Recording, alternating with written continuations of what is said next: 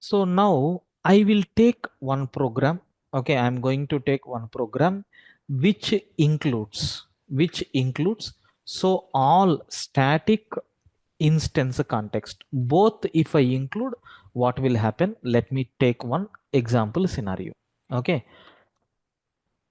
Now you have to tell output. Maybe some 3 or 4 cases I'm going to explain.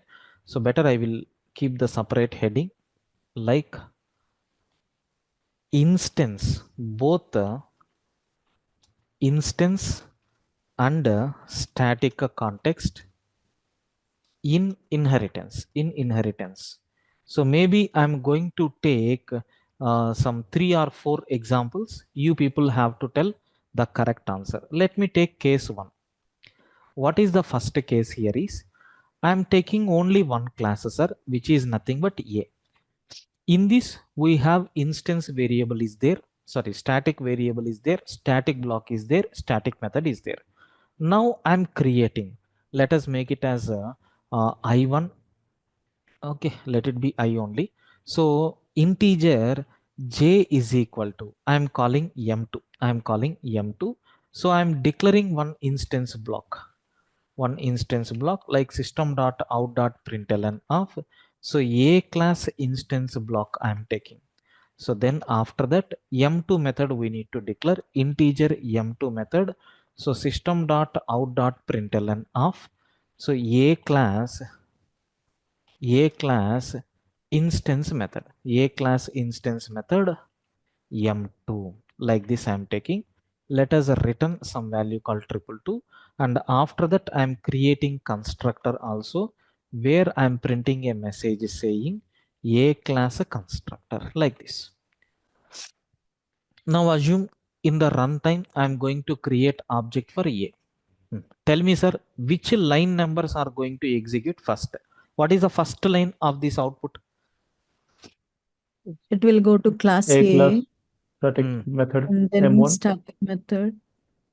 A Okay. class static method M1 followed by A class static M2. block. So when we have static and instance both, which one will get first priority? Static context. Static. Static. Static. So now, so it will look, is there any static context here? Yes. Can I say this is the first output, which is Yes. nothing but we are calling M1. This is nothing but line number 1 in the output. Yes. Then after this, what will happen? Static block is Static there. block. This is the second line, correct? Huh? Yes. Yes. Then instance variable. Anyway, it will get first priority. So this one is nothing but what? Line number 3. So then instance block, which is nothing but line number 4. And at last a constructor. Correct? Huh?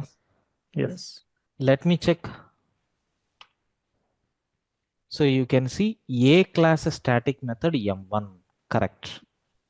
Then a class static block. Correct. Then a class instance method M2. Correct. Then a class instance block. Correct. Then a class constructor. The order is very clear for everyone. Understood, sir? Yes. This is nothing but case 1 what we have. Now I think you can expect the second case. In the second case, what I'm doing, just same class only I'm taking, but I'm going to change the name, like class B extends the properties from A class. So I'm declaring static int I is equal to, or let me take any other variables. So K is equal to M3. Then inside B class static block, line numbers we will take later. So static method M3. So B class static method M3, like this. Then integer, so K L is equal to, I'm calling M4. So B class instance block. Then M4 method, B class instance method M4. Then here I am taking B class constructor. So first 6 lines we know. First 5 lines we know. Why? Because 1, 2, 3, 4, 5. So next, what is the next line that you are going to get whenever you are creating object for B class? M3. B class static method M3. First M3 method will come. Otherwise, what I will do is I will take this line after this to make you confuse. At the same time, here also first let me give block first. Now see what will happen. First static block, correct? Because the Yes. order is important, right?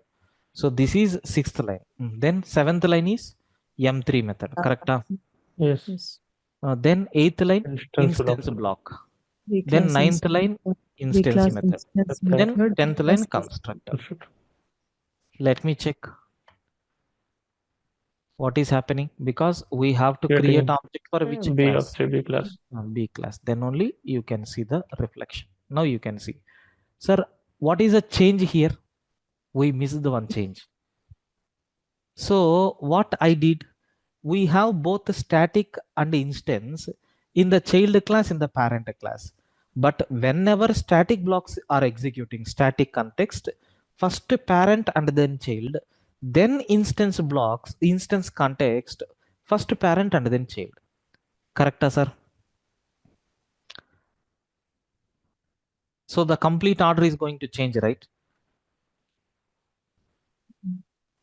What is the change? First, we are creating object for which class? Child class. Child It will class. go to child class. Is there any parent class? Yes. First, Yes. go to parent class. Let us start from static. Sir, this is the first line, correct? Yes. This Okay. is the second line, correct? Yes. So after this, what will happen? Sir, first we're Instance. calling, right? Instance variable call, method call, right? Sorry, method call, and this one is second. Yeah. Then it will go for a static block in the B class, correct? Oh, Okay. because high priority goes to static. Yes. So third line, and this one is fourth line, correct? So then Yeah. what will happen? Instance context. So what is the fifth line? This one. Then sixth line. Then seventh line. So what is the eighth line? This is the eighth line. And this one is ninth line. And this one is 10. Correct? Let me check.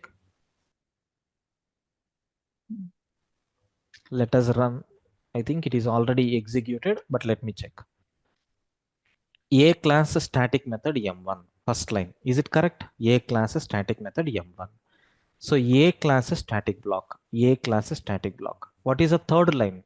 B class static block. Is it correct? Expected output. Yes. B class static method M3. Yes.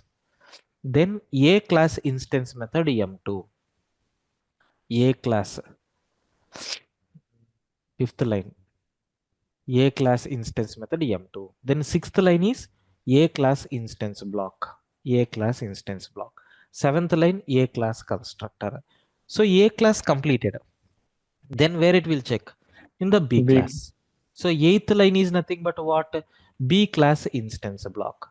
So ninth line B class instance method. Then B class constructor. Like that we are going to get. So now I think you got a very clear clarity how it is working. Any queries up to this?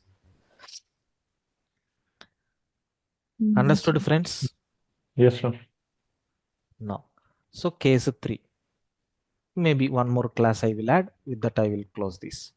So what I am doing, I am taking another class. Let us take a class C extends B.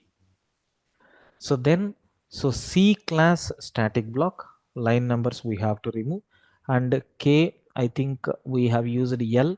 Let me take M.